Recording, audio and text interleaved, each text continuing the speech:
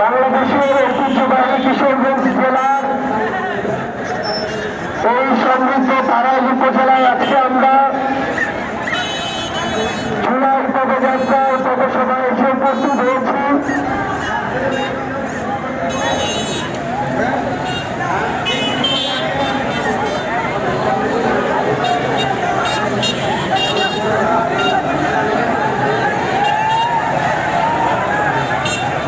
মিডিয়াকে একটু সুযোগ দিতে হবে, ওনারা ক্যামেরা সেট করে এরপরে বসে যাবে। কারণ আমরা যে কথাগুলো বলবো আপনাদের এই কথাগুলো শুধু তারাইলের মানুষ শুনলে হবে না, পুরো বাংলাদেশের মানুষকে শুনতে হবে। এই কথাগুলো শুধু আজকের এই মঞ্চে থাকলে হবে না, এই কথাগুলো সংসদে চাইতে হবে। এই জন্য আমরা মিডিয়াকে একটু সুযোগ দিব।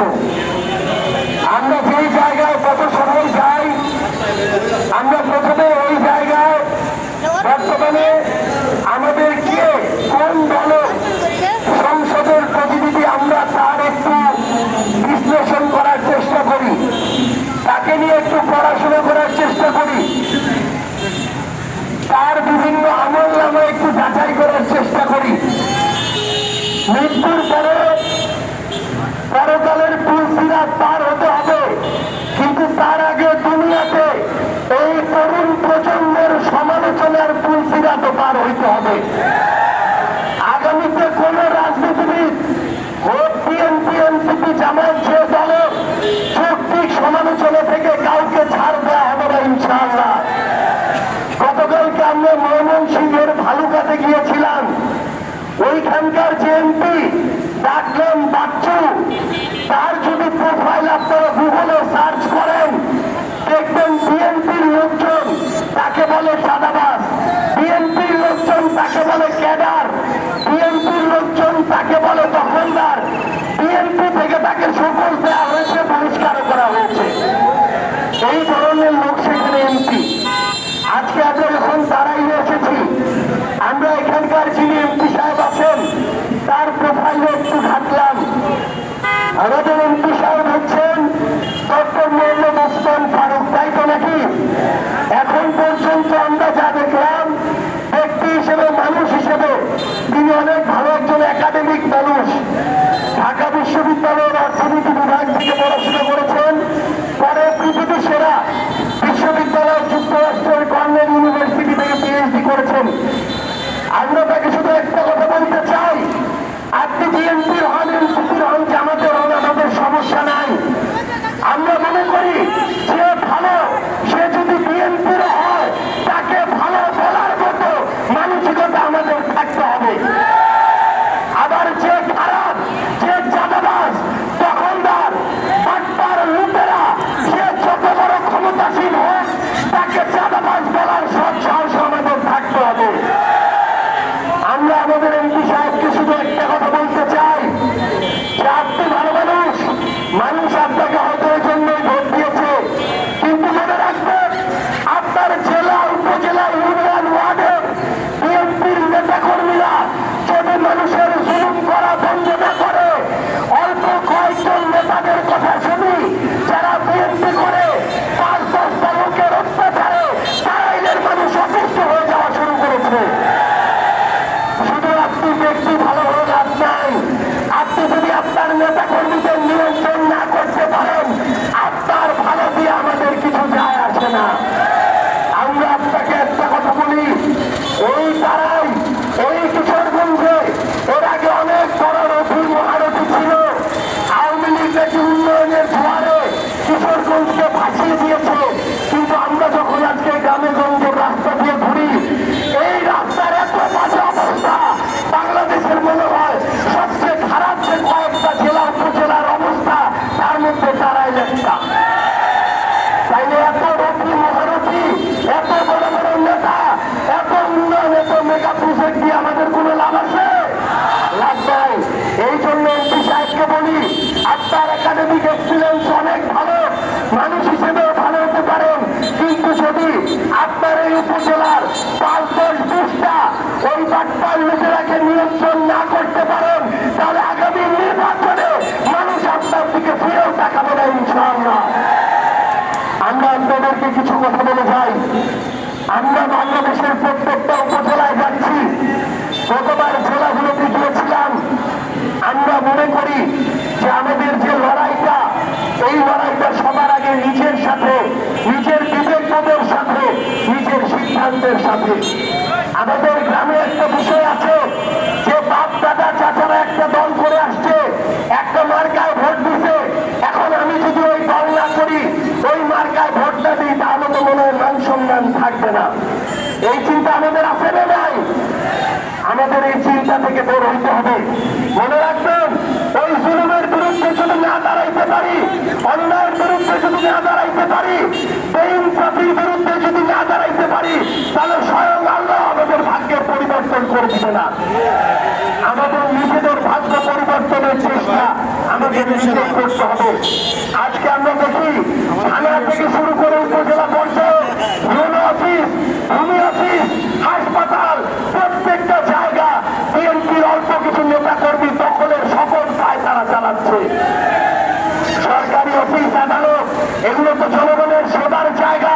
সেই জায়গায় যদি এই ধরনের দলীয় অপব্যবহার শুরু হয়, বিএনপির যারা ভালো ভাইয়েরা আছেন, মনে রাখবেন, যদি সিস্টেম নষ্ট হয়ে যায়, হাসপাতালের সেবা শেষ হয়ে যায়, শিক্ষা প্রতিষ্ঠানের মান ধ্বংস হয়ে যায়, আপনার সন্তানেরাও এই দুর্যোগ থেকে রক্ষা পাবে না।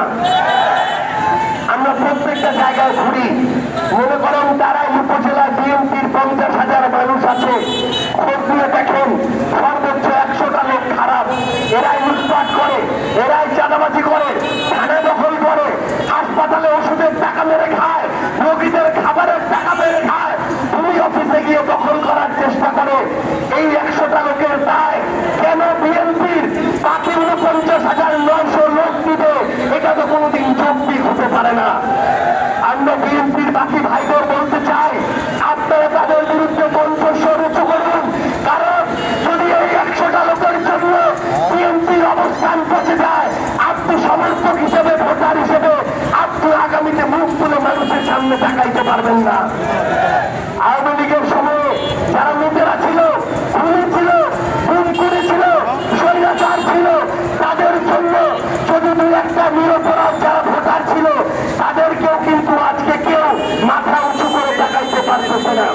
এই জন্য আমরা আপনাদেরকে শুধু একটা কথা বলতে চাই, আমরা যেখানে যাই, নাসিরউদ্দিন পাটোয়ারি একটু কথা বললেই অনেকের শরীর হালকা হয়ে যায়, পেট খারাপ হয়ে যায়, মাথা নষ্ট হয়ে যায়, মাথায় গ্যাস্ট্রিক উঠে যায়। এই হলো অবস্থা। কিন্তু আমরা একটা কথা বলি, বিএনপির ভাইরা মনে রাখবেন, আমরা সবসময় মাথায় রাখি, আপনি আমার জুলাইয়ের সহযোদ্ধা, 17 বছর আপনিও জুলুমের শিকার ছিলেন। কিন্তু আপনারা এটাও মনে রাখবেন, ওই প্রহার দিয়ে আপনি যদি এখন জুলুম করতে চান, আপনাকে প্রতিহত করার জন্য বাংলাদেশে হাজার হাজার নাসিরউদ্দিন নেমে আসবে ইনশাআল্লাহ। কাউকে আগামীতে কোনো জুলুম করতে দেওয়া হবে না ইনশাআল্লাহ। আমাদের প্রশাসনের অনেক ভাই আছেন, ইউনো অফিসে আছেন, পুলিশে আছেন, সরকারি অফিসে আছেন। আমরা শুধু আপনাদের একটা কথা বলি, যদি সিস্টেমটা নষ্ট হয়ে যায়, যদি খারাপ মানুষের হাতে ক্ষমতা চলে যায়, পুলিশ যদি তাদের কথা অনুযায়ী উদ্বোস করে, প্রশাসন যদি দলীয় প্রশাসন হয়ে যায়, তাহলে এই সিস্টেমটা ধ্বংস হয়ে গেলে আপনারা কেউ কিন্তু এটা থেকে পার পাবেন না। আওয়ামী লীগ এভাবে সিস্টেমগুলোকে ধ্বংস করেছিল। যেদিন আওয়ামী লীগ পালিয়েছে, যে পুলিশরা, প্রশাসনের লোকেরা, সরকারি সচিবরা আওয়ামী লীগকে নগ্নভাবে সহযোগিতা করেছে, একজনও কিন্তু দেশে থাকতে পারে নাই। আমরা চাই না আগামীতে প্রশাসনের কেউ তার সন্তানের সামনে মাথা তুলে না দাঁড়াতে পারুক। আমরা চাই না প্রশাসনের কারো লজ্জায় মাথা নিচু হয়ে আসুক। আমরা চাই না প্রশাসনকে মানুষ ধিক্কার দিক। এই জন্য প্রশাসনকে আমরা পেশাদার প্রশাসন হিসেবে চাই, সম্মানের প্রশাসন হিসেবে চাই। আমরা আপনাদেরকে কিছু কথা বলে চাই, আমাদের এই যে সিস্টেমটা, এই যে আমাদের দ্বারাই, এটা যদি আমরা পরিবর্তন করতে চাই, আমরা প্রত্যেক দিন এখানে আসতে পারবো না। আপনাদেরকে তারাইলের দায়িত্ব নিতে হবে। মনে রাখবেন, জুলাইয়ের প্রথম দিন যখন আমরা নেমেছিলাম, আমরা 100 জন ছিলাম না, পরের দিন আমরা 500 জন ছিলাম না। কিন্তু ন্যায় ইনসাফের পথে থাকার কারণে একদিন মানুষ আমাদের সাথে নেমে আসে, 5 লাখ আসছে, কোটি কোটি মানুষ বাংলাদেশের রাস্তায় নেমে এসেছিল। আজকে আজকে যৌক্তিক দাবিতে যদি আপনি তারাই একজন দাঁড়িয়ে যান, ওসমান আলীর উত্তরাধিকার হিসেবে যদি একজন দাঁড়িয়ে যান, মনে রাখবেন হয়তো আমাদের রক্ত নেবে, হামলা করবে, হয়তো জীবনও দিতে পারে, কিন্তু 2 দিন 5 দিন 10 দিন 1 মাস পরে বাংলাদেশের মানুষ আমাদের আপনাদের সাথে নেমে আসবে ইনশাআল্লাহ। পরিশেষে আমরা শুধু আপনাদের একটা কথা বলি, এমপি যত ভালো হোক, আমার এই উপজেলার নেতৃবৃন্দ যত ভালো হোক, জবাবদিহিতার বাইরে কাউকে রাখা যাবে না। এনসিপির 6 জন এমপি, ওই হাসনাত আব্দুল্লাহ বলেন, ডক্টর আতিক মুজাহিদ বলেন, প্রত্যেকটা টাকার হিসাব সোশ্যাল মিডিয়ায় এসে অনলাইনে দেয়, কিন্তু বিএনপির 212 জন এমপি একজনকেও আমরা অনলাইনে এসে সোশ্যাল মিডিয়ায় কোনো হিসাব দিতে দেখি না। সোশ্যাল মিডিয়া বাদ দিলাম, মানুষের সামনে প্রকাশ্যে এসে হিসাব দেওয়ার মতো সৎ সাহস আমরা কাউকে দেখি না। আমরা তাদের মধ্যে বরং দেখি যত সুযোগ সুবিধা আসে শুধুমাত্র যারা ধানের শীষে ভোট দেয় তাদেরকে দেয়া হয়, শুধুমাত্র যারা বিএনপির তাদেরকে দেয়া হয়। তাহলে এখন যদি আবার দলীয়করণ হয়, সরকার যদি ধানের শীষের সরকার হয়, তাহলে বিএনপিকে তার দলের নাম থেকে জাতীয়তাবাদ শব্দটা বাদ দিয়ে দিতে হবে। বিএনপি স্লোগান দেয় সবার আগে বাংলাদেশ, এটা পরিবর্তন করে স্লোগান দিতে হবে সবার আগে বিএনপি। নাহলে মানুষের সামনে এই যে মুনাফিকি, এই যে গাদ্দারি, এই যে প্রতারণা, এই প্রতারণার ফল বিএনপিতে আগামীতে ভোগ করতে হবে ইনশাআল্লাহ। স্বরাষ্ট্রমন্ত্রীকে নিয়ে একটা কথা বলে শেষ করব। স্বরাষ্ট্রমন্ত্রী বলছে এই গণভোট থেকে অসাংবিধানিক, এই গণভোট থেকে অবৈধ। তো স্বরাষ্ট্রমন্ত্রী সাহেব, যে আদেশের ফলে আমার এই গণভোট অবৈধ অসাংবিধানিক হয়, ওই আদেশের ফলে আপনি স্বরাষ্ট্রমন্ত্রী অবৈধ মন্ত্রী, তারেক রহমান অবৈধ প্রধানমন্ত্রী, অবৈধ যদি হয় সবাই, অসাংবিধানিক যদি হয় সবাই, আর বৈধ হলেও সবাই, সাংবিধানিক যদি হয় তাও সবাই। আমরা শুধু পরিশেষে একটা কথা বলে আপনাদের সামনে শেষ করি। বিএনপি আবার আওয়ামী লীগের মতো প্রতিষ্ঠানগুলোকে দলীয় প্রতিষ্ঠান বানানোর চেষ্টা করছে। মনে রাখবেন, প্রতিষ্ঠানগুলো যদি দলীয় প্রতিষ্ঠান হয়ে যায়, আমরা যদি চুপ করে থাকি, আমরা যদি ছেড়ে দেই, তাহলে এই সরকার আমাদের নিশ্চুপ থাকার জন্য, আমাদের ছেড়ে দেওয়ার জন্য আরেকটা স্বৈরাচারের দিকে হাঁটা শুরু করবে। আমরা কি আর কাউকে স্বৈরাচার হইতে দিব? তারাই বাসী কি কাউকে স্বৈরাচার হইতে দিবে? সে কারণে আমরা আমাদের একজন জুলাইয়ের সহযোদ্ধা, একজন আলেম, একজন আইনে পারদর্শী ব্যক্তি, একজন ইনসাফের পথলড়াকু সহযোদ্ধা আমাদের ইকরাম ভাইকে আমরা এখানে প্রার্থী দিয়েছি। মনে রাখবেন, অন্যায় ও ন্যায়ের মধ্যে যে লড়াই, সত্য মিথ্যার মধ্যে যে লড়াই, জুলুম ও মজলুমের মধ্যে যে লড়াই, এই লড়াই যদি আমরা ভালোর পক্ষটা বেছে না নেই, তাহলে আগামীর বাংলাদেশে যদি খারাপ দিকে যায়, এই দায় সবচেয়ে বেশি আমাদেরই থাকবে। এই জন্য আপনাদের কাছে অনুরোধ, আমি আমাদের ভাইকে আপনাদের হাতে তুলে দিয়ে গেলাম। আমাদের ভাইয়ের সাথে আপনারা থাকবেন। কোনদিন যদি তিনি ইনসাফের পথ থেকে সরে যান, তার বিরুদ্ধে ব্যবস্থা নেওয়ার জন্য আমরা যথেষ্ট থাকবো ইনশাআল্লাহ। আপনারা সবাই ভালো থাকবেন, আমাদের জন্য দোয়া করবেন। আমরা জীবনের শেষ রক্তবিন্দু দিয়ে আপনাদের এই ইনসাফের আস্থার প্রতিদান দেওয়ার চেষ্টা করবো ইনশাআল্লাহ।